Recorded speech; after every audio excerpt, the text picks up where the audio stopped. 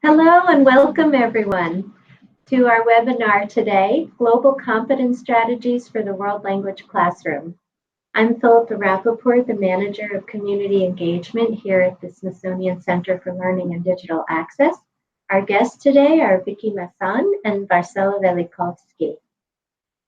Vicky Masson teaches Spanish pre-K to 8th grade at the Christ Episcopal School in Maryland and is also a Teach SDGs Ambassador for 2019. Marcela Velikovsky teaches Spanish in middle school and is also the Foreign Language Coordinator at the Bullis School in Maryland. Last June, they were awarded the Smithsonian Virtual Teacher Curricula Creation Fellowship with our office here at the Smithsonian Center for Learning and Digital Access.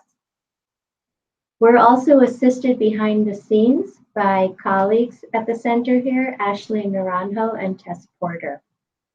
I'd like to give you a little background to this program. This webinar comes out of a larger program that received federal support from the Latino Initiatives Pool administered by the Smithsonian Latino Center. The project is called Teacher Creativity Studios, Fostering Global Competence in the Classroom. This is a collaborative nationwide education program designed to develop new instructional materials and content, highlighting Latino experiences within K-12 humanities subject areas. We worked with several Smithsonian affiliate museums, La Plaza de Cultura y Artes in Los Angeles, the Arizona State Museum in Tucson, and the Frost Art Museum in Miami. Teachers local to each of those museums trained to use the Learning Lab, and then they created multimedia lessons integrating resources from both the Smithsonian and their local museums. The trainings and then the Learning Lab collections that they created incorporate Harvard's Project Zero thinking routines and global competence strategies, with the goal of promoting global-mindedness, curiosity, and empathy in their students. As part of this project, Marcela and Vicky were awarded this fellowship, and through that, they created model collections to be shared with the teachers doing the trainings and also on the Learning Lab. You can find all of their collections in the Learning Lab. What you do is if you put into the search bar Latino HAC, and the HAC stands for History, Art, Culture, Latino HAC. And once you get that, you toggle over to the right to collections, and there you'll see this whole set of collections coming out of this one project. I should also mention that there's a sister project to this that is funded. It focuses on Asian Pacific American content, and this was funded by the Asian Pacific American Initiatives Pool that's administered by the Smithsonian Asian Pacific American Center. These collections also use global competence strategies, so you might want to check those out as well. They've also done some really interesting work. To do that, you would put into the search APA 2018, APA 2018, and then once again, toggle over to the right for the collections, and you'll see the whole set of collections. As Marcela and Vicky share their work, please feel free to send us your questions by using the box to the right of the video on YouTube. We're really hoping that this is a discussion with everyone, so please feel free to send your questions as you have them, and we'll respond. Also, we're here to answer any questions you might have about the Learning Lab. If you need to leave early or you'd like to share this webinar with someone who couldn't come this evening, it's all archived and available at the same link. And also, if you need more help in the future, we have general Learning Lab office hours every Tuesday from 4 to 5 p.m. Washington, D.C. time, and you can find the links for that on the homepage of the Learning Lab. So, after all that introduction, welcome Vicky and Marcela. Thank you.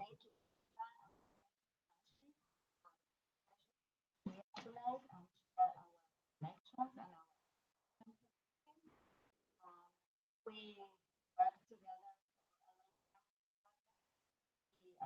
From Buenos Aires, Argentina, we met Washington, and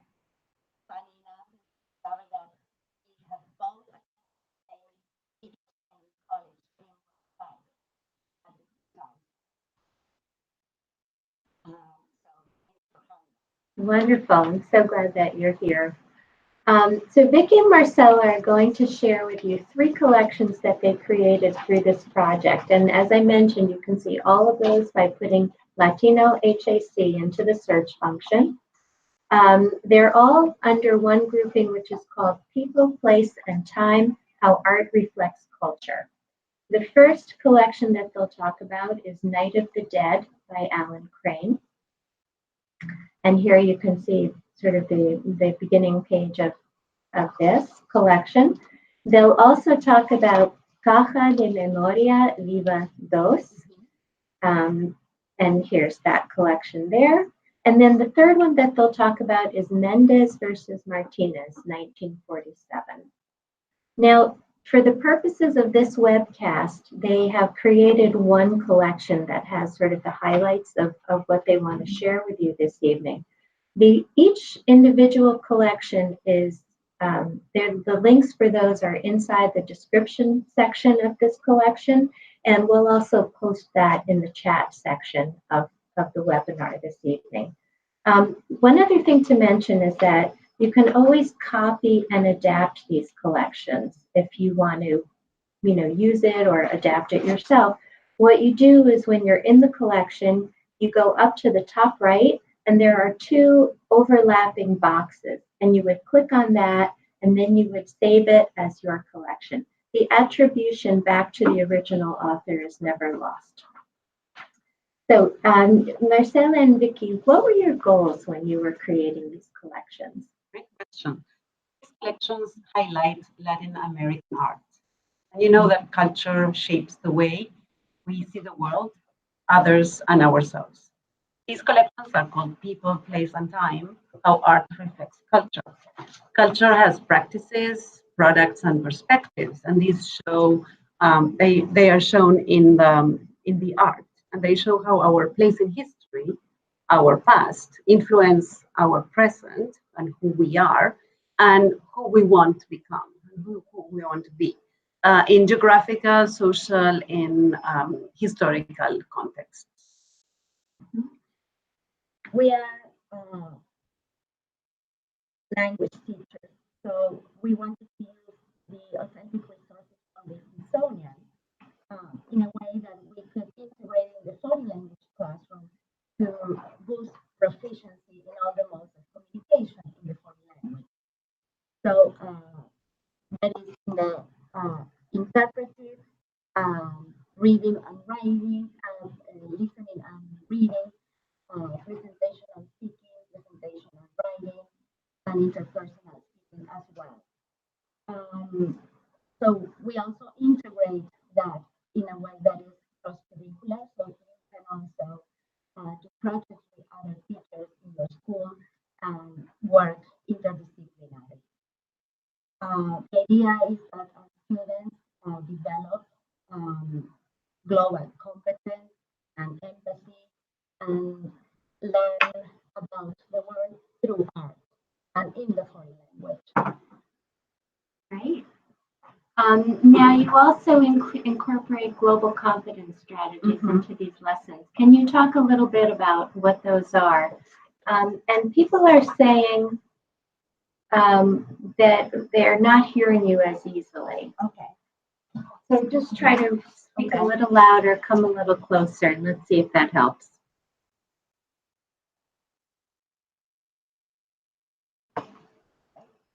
So what is global competence, and how do students develop global competence in the world language class? We want our students to be prepared to communicate and interact in the world, to become global citizens. If our students can communicate in more than one language, not only will they have more opportunities in the globalized world and economy, but also will be equipped to understand and value perspectives, to interact in multicultural environments. We wanted to foster global competence by comparing and contrasting cultures, addressing global issues, connecting the Sustainable Development Goals, and by using global thinking routines. Veronica Boamancilla, a Harvard researcher with Project Zero, says that the global thinking routines provoke deep thinking and long-lasting impressions on topics that are relevant. So according to the Program for International Student Assessment, also known as PISA, global competence is the capacity to examine local, global, and intercultural issues to understand and appreciate the perspectives and worldviews of others, to engage in open, appropriate, and effective interactions with people from different cultures, and to act for collective well-being and sustainable development. As part of our fellowship, we created 3 interdisciplinary collections. For this webinar, as Philippa mentioned before, we took some examples from each of the 3 collections that we think will be more relevant for you to see today. And as we speak Spanish, our examples and resources are in Spanish, but you can take the ideas and apply them to any language or even a different discipline. When we started our work, we developed relevant resources for students learning, highlighting the Latino culture, the art, and we asked ourselves some questions, some driving questions that, one of the questions is, how does art reflect culture? How does art connect to language teaching? How might we widen our students' global view to become globally competent and to become agents for change? In our mind, language does not happen isolated. Language happens within the culture, and art is a reflection of what a group of people think and do in a specific place at any given point in time. So, in order to understand how people communicate, we need to understand their culture. And art is the universal and authentic language. Yes, we want our students to become literate in global issues and develop certain skills, attitudes, and knowledge, becoming self-aware of their environment, being curious, empathetic, respectful of differences, and good communicators. We want them to have the tools to become agents for change in order to help them become globally competent. We use thinking routines and also global thinking routines. So how might using global thinking routines help our students expand their worldviews? And what is the difference between visible thinking routines and global thinking routines? That's a good distinction. Okay, I have to just interrupt. People are having trouble hearing Marcela. So we're going to pause for just a minute so that we can figure out what's happening with this microphone. Okay, we'll be back in just a minute. Thank you.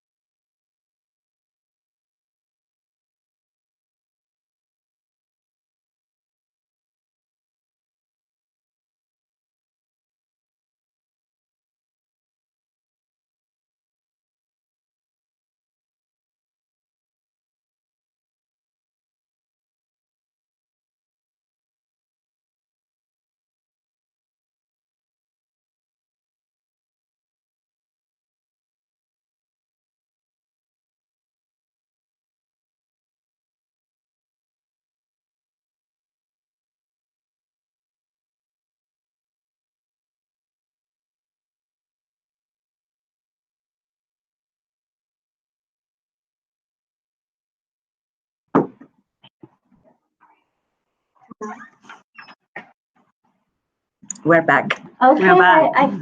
we think that we've resolved our difficulties. Please let us know.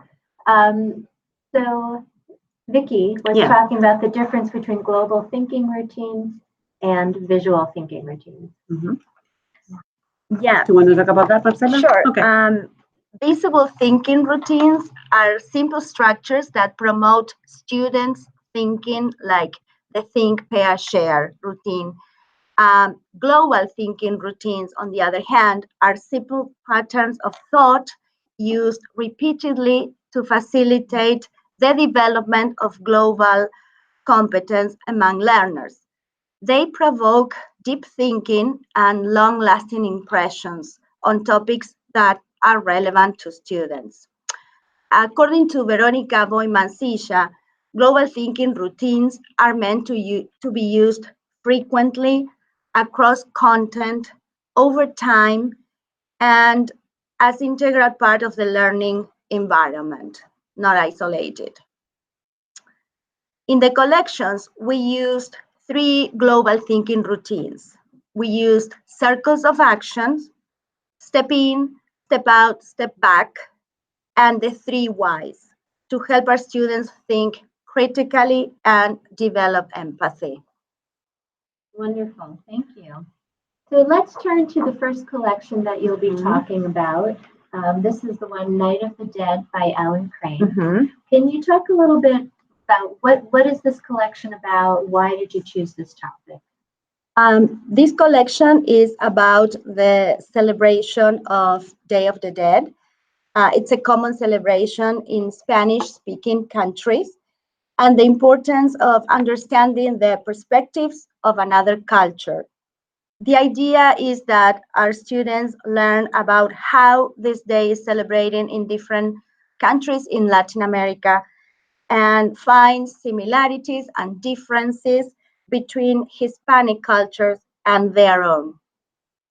And what are the main features and activities of this collection? The Night of the Dead collection includes a teacher's guide, guiding questions for planning, includes resources to activate prior knowledge, build background knowledge, define concepts. It also includes thinking routines and global thinking routines, and also videos and articles in the target language, connections to the Sustainable Development Goals, additional pieces of art by the artist, standards, including the ACTFL standards, the Global Competence standards, Participate standards, and SDGs. So the activities or tasks, this collection includes performance tasks to promote the use of the target language in the 3 modes of communication. And also there are assessments. So students read images, they write a monologue, they have peer discussions, they watch videos, and they share observations. Wonderful. Can you tell us how it worked in the classroom? So after activating prior knowledge, in order to help students to avoid stereotypes or prejudice with cultures, we actually cut the Night of the Dead in sections. And we use the thinking routine, I see, I think, I wonder. So one group had, group A had this piece of art, and group B had the other piece of art. And this routine helps students look closely and notice details and help them infer. At the same time, it sparked their imagination. We remember that when we used this in class, our students were wondering if the lights were iPhones turned on. So after they share their conclusions, we showed the 3rd section, this one about the baskets. And we had great discussions about food and picnics and family experiences. For this piece of art, we used a visible thinking routine that is, I think, I discuss, I share. So far, the kids, our students have not seen the whole piece of art. So only after showing these 3 pieces of art from the artwork, we showed the students the whole picture. They immediately recognized the sections and they realized they were not iPhones. For this collection, we decided to use the global thinking routine, step in, step out, and step back. We thought it was the one that would make the best impact and would achieve, would help us achieve our objectives, to take someone else's perspective and reflect on their own. Wonderful. So what are the steps in this global thinking routine? Okay, perfect. When we step in, students imagine what people are feeling, thinking, and what they value. Here is a photo of what our students did in class after applying this step in part of the routine. As you can see, we use different Post-it notes with different colors. They love this activity. Then we stepped out and we learned more about the topic in the target language. So we read articles and we listen to authentic resources in Spanish. And then, of course, we step back to reflect. We want to find out how learning about this topic has, in a way, transformed the way students see a cultural practice. I used to think, but now I think, routine for reflecting on how and why our thinking has changed. Step in, step out, and step back is a global thinking routine used to support responsible perspective taking. Thank you. So for the audience here today, you have the benefit of hearing about these collections after Vicky and Marcela have already been trying them in their classrooms. Is there anything that you would modify or change now that you've tried it a few times? As teachers, we need to be flexible. And the teacher's guide only gives us a roadmap for many activities, for routines, and for tasks. So we need to consider also, of course, we know our students, and we know our audience, and we need to know to consider the students' age, their interests, and what they learn in other classes as well, because that may influence our planning. For instance, our students made an instant connection with the movie Coco and they wanted to watch it. So also you may have heritage learners in your class and they may bring their own perspectives and their own experiences to class. And also in our case, it brought this interdisciplinary project in which we had the opportunity of visiting the Instituto Cultural Mexicano with the art teacher, Ms. Vargas. And so we saw this ofrenda and altar for the Day of the Dead by the artist Irene Claudia.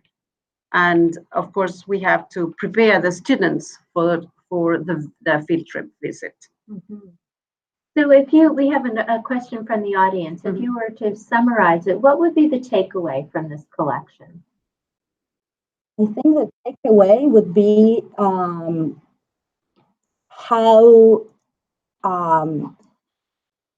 giving the information like not all together and trying to, oh, this is Day of the Dead and this is how, but, just little by little and letting the information sink in their minds and, working with the concepts and everything, it's much more productive, I would say, and it really transformed the way the kids think about it, because kids are kids and their first reaction when something is unknown is, ew, why do they eat in the cemetery, So it depends on, how you present that information, I think.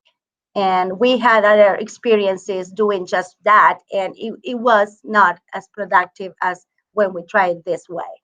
So that's why the step in, step back, step out gives us the opportunity of, when stepping out, having them read articles from the newspapers that are showing how different Latin American countries honor their dead, but Day of the Dead, which is different in each country. Yeah. Some only go visit the cemetery and take flowers, and not in all countries. Mass. Yes, they go to mass. So And everyone can relate, of course. Yes. Because Exactly. it happens all over the world. Exactly. Yeah. Nice. Well, thank you. So why don't we move on to the second collection? Yes. This is the one, Caja de Memoria Viva Dos. Sí. I'll let you read the rest of it. Okay. Caja de Memoria Viva Dos is a three-dimensional installation by Adrián Viajero Román. The artist portrays a Black Puerto Rican woman who migrated to the United States in the 1940s. The topics the artist portrays and talks about through his installation are migration, race, identity, importance of memories, and dignity. This topic, I think it's important because it makes us all reflect about our own identity and how place and time influence who we are. And Vicky and I, being immigrants to the United States, I think we can relate very well to that. So why don't you walk us through some of the main features and activities in this collection? Well, as the previous collection, this collection also includes a teacher's guide in English, some guiding questions to help you with planning, resources to activate prior knowledge and define concepts, and also includes thinking routines and global thinking routines, videos and articles in the target language, photographs showcasing where the sitter lived, standards, including ACTFL standards, global competence, participate, and teaching tolerance. Some of the activities or tasks, or activities and tasks, I should say, this collection includes our performance tasks to promote the use of the target language in the three modes of communication. So students read images, read articles about the artist. They completed an Edpuzzle with a video where the sitter is interviewed and she speaks in Spanish. We had whole class discussions, videos. The kids have to create a headline for an article. And I think the most valuable is when they create their own caja de memoria with their own history. You can also use a story, like a caja from a Hispanic person, somebody that they study, and then they do that person's caja de memoria. Beautiful. Yes. So how did that play out in the classroom? We use the global thinking in the three whys, which is used to discern the significance of a topic in the global, local, and personal context. We thought this routine applied perfectly to this piece because of the topics and themes that the artist communicates through his installation. First, we show images of the piece of art. As it is an installation, students have to view it from different angles. Then we read articles about the piece of art and about the artist. After reading the text, we use the global thinking routines, the three whys, to discern the importance of this topic in the global, local, and personal context.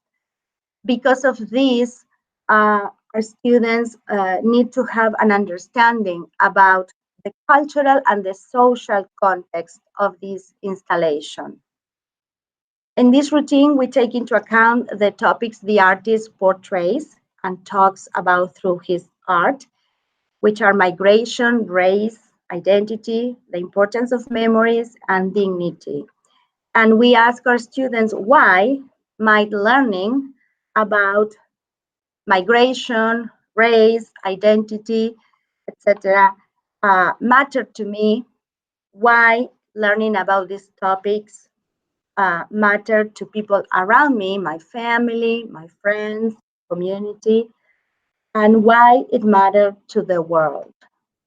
So they are very relevant topics for the kids. We use this routine when we presented at Project Zero in another language in Washington, D.C., to a group of language teachers and some non-language teachers in February. And we made them do these activities, and the discussions they had about migration and race and how they connected their personal identity and their personal stories, it was kind of, very, very, very good. I mean, it was very touching how they shared their experiences.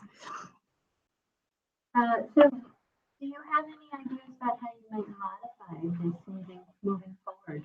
Yes, these tasks can be applied to any language and any level of students, because creating and finding similar installations is, I mean, From students, other yes, cultures. from other cultures. We can also see this type of collection used in a diversity workshop, because the topics of migration, race, identity, and we saw that in the Project Zero, in another language workshop presentation, that teachers were needing to share about their stories. So that could be a good way of using this collection as well. Great.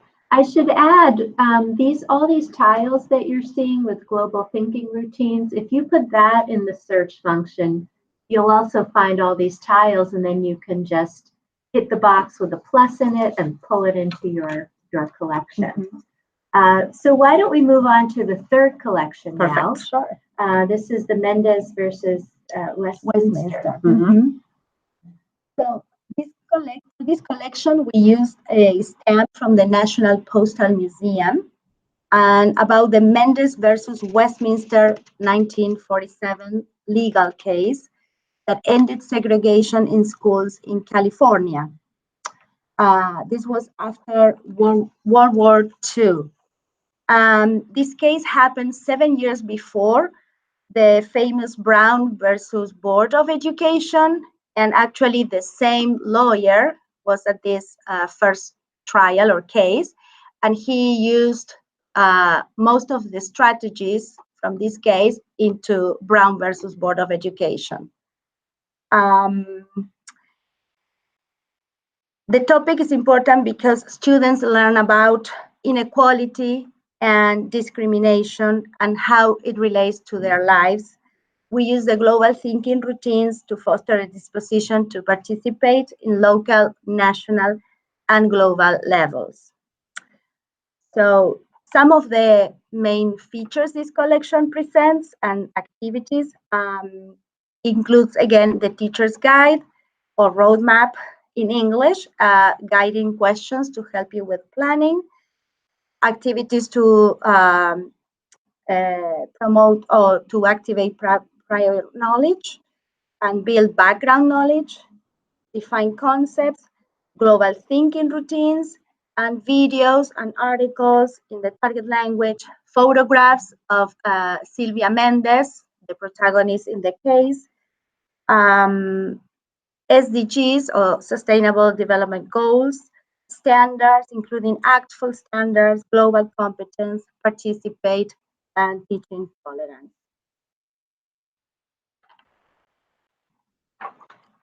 The collection includes performance tasks to promote the use of the target language in all modes of communication and also assessment. Students read images, read and compare articles there was a reenactment that they did, like a skit in the classroom. They described stamps. We had whole class discussions, watched videos, and they created a stamp. And with Vicky, they did also a project about that, showcasing a global issue in a Spanish-speaking country. So I want to ask you how this worked in the classroom. We also have a question that came in, but I think maybe we should do that after, which is, how might you suggest using these ideas, step in, step out, etc., and the 3 whys when you have a compressed time frame, like the hour or so that museum educators get with classes and groups. But first, let's finish talking about your experience in the classroom, and then we can open it more broadly too. Sure. Okay? Perfect. So in this collection, we explore several thinking routines and a global thinking routine. We're going to explore that with you. So we first use the thinking routine called colors, shapes, and forms.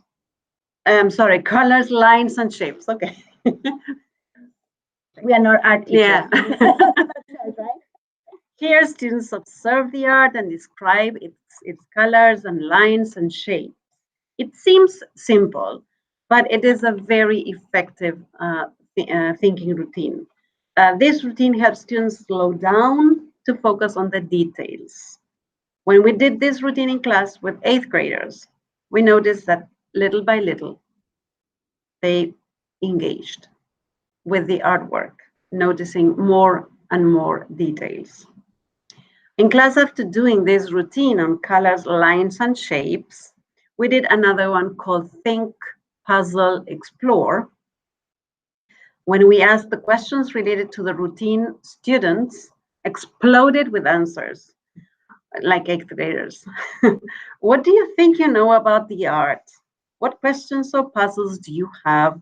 And what does the topic make you want to explore? They were ready to dig deeper in the context and content related to the stamp. One of the most interesting questions that we heard was, how can the artist include so much in such a tiny space? Mm-hmm. They were impressed with the details and wanted to learn more about how a stamp is created. We were lucky, really lucky, to have the art director, Ethel Kessler, visit our school and had a fruitful conversation with our students. When I showed this to my students, their interpretation from their observation was that they said the people look at the words and they are looking forward to the future, and they wonder whether they were married or they were siblings, and also said that the stamp represented the union of the minorities in their fight against segregation. At that time, we were reading a novel, Patricia Va, California, about the Guatemalan girl who comes to the US to learn English, who faces discrimination at school. So that's how I integrated that in our curriculum. They also said that the book has blank pages because they want to rewrite history, and it means all the opportunities that they want to have.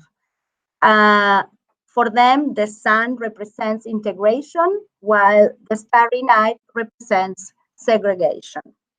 So that's why the contrast between the 2 colors.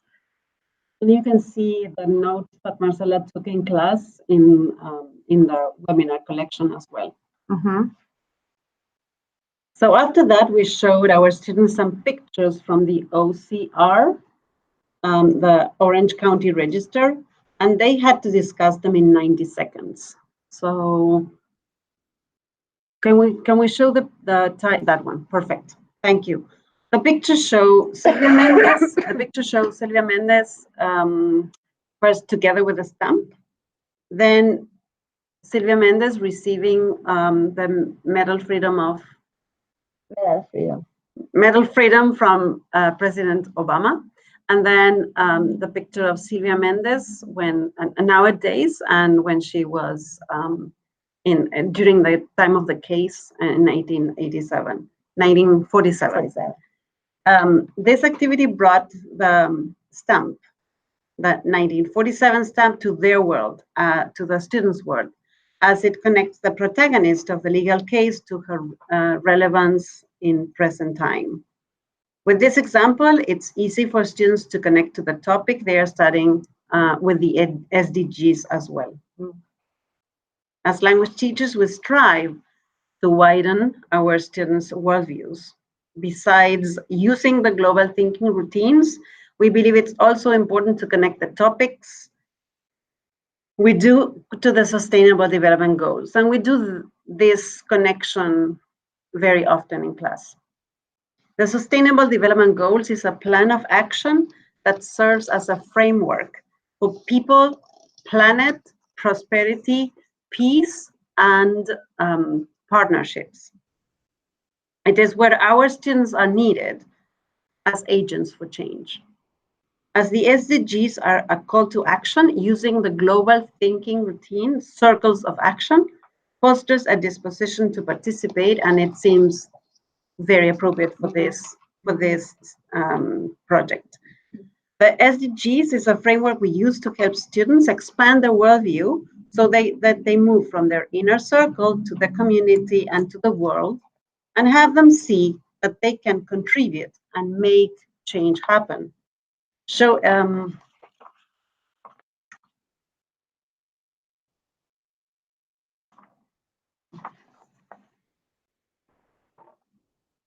when we did this, the students easily connected the SDGs 4, 10, and 16 to the stamp, to this case, the Mendes versus Westminster. When we analyzed the stamp and learned about the legal case, we asked them to follow the circles of action routine, which is how can I contribute to in my inner circle, in my community, and in the world. And here are some examples of students' thoughts in the wonderment.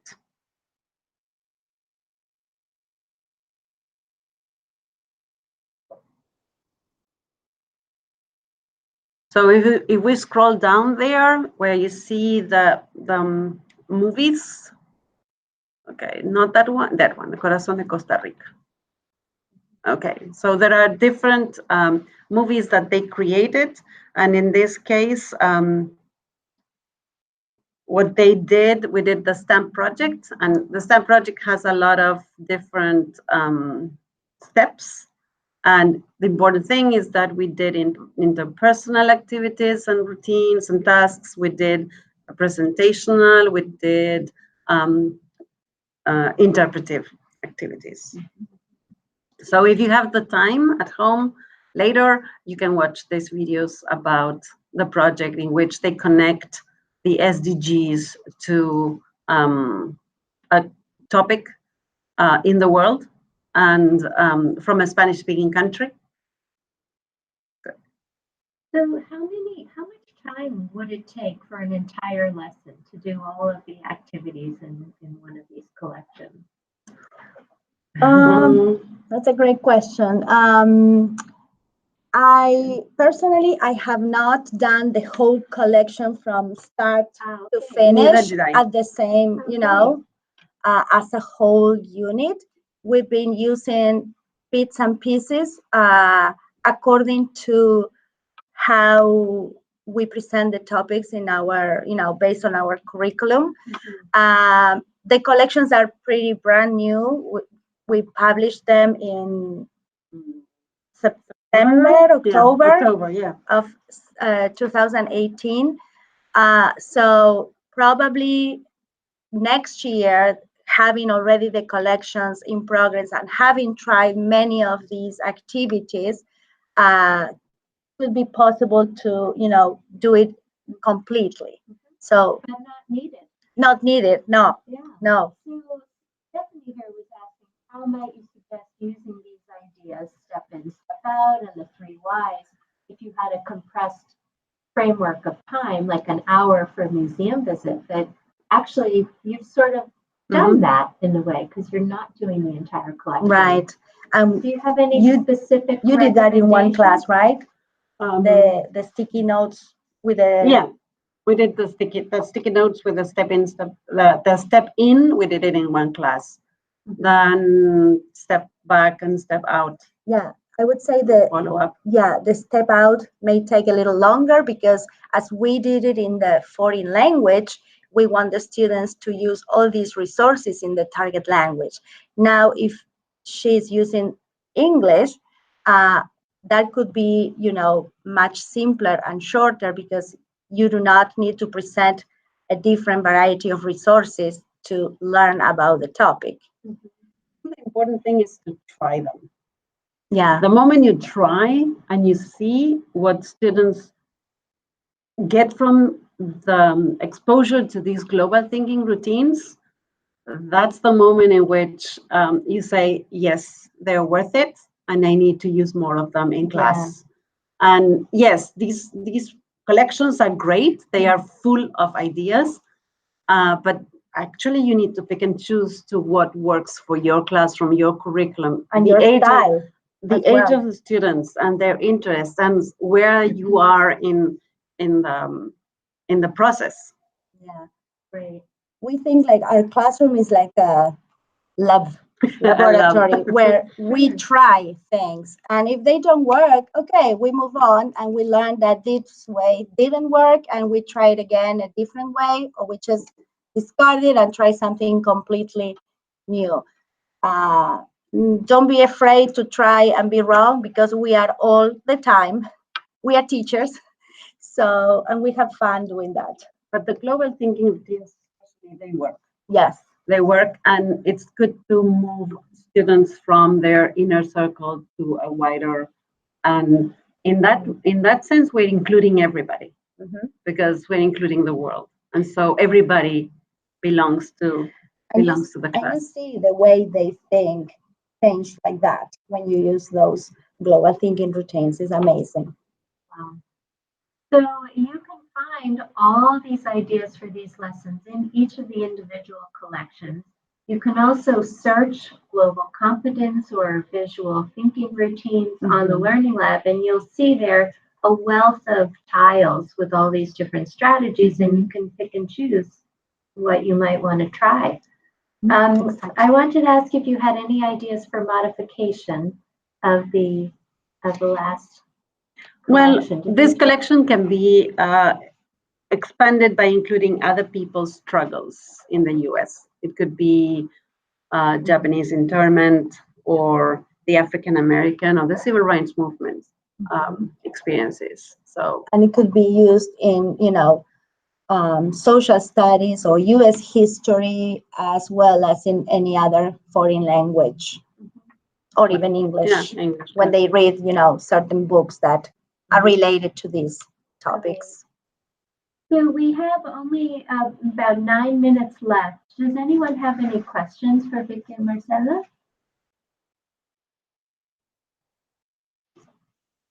I don't see any coming in. I'll respond to them if they come in through the chat.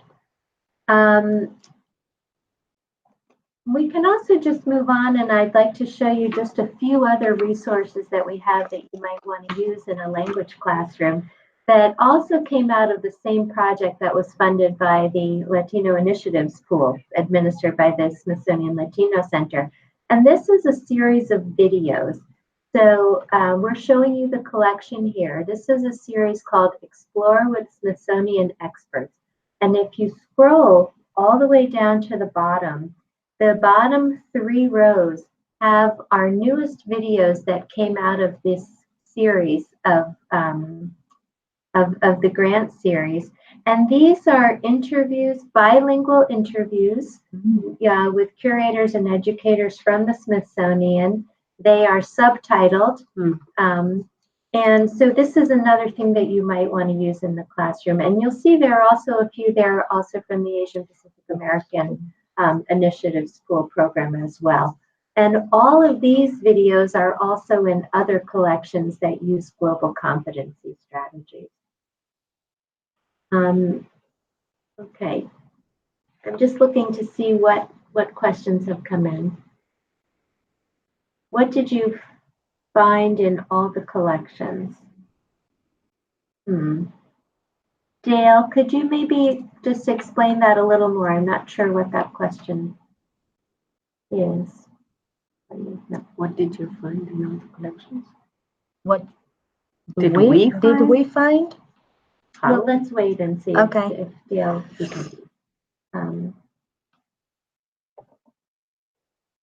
Okay. Well, it's 6:53. Let me just make a few other remarks, and if any more questions come in, we can come back to that. So you can find all of these lessons by putting into your search box Latino HAC, and then click over to the collections, toggle over to the right for collections, and then you'll see all the collections that were created out of this project. Oh, here.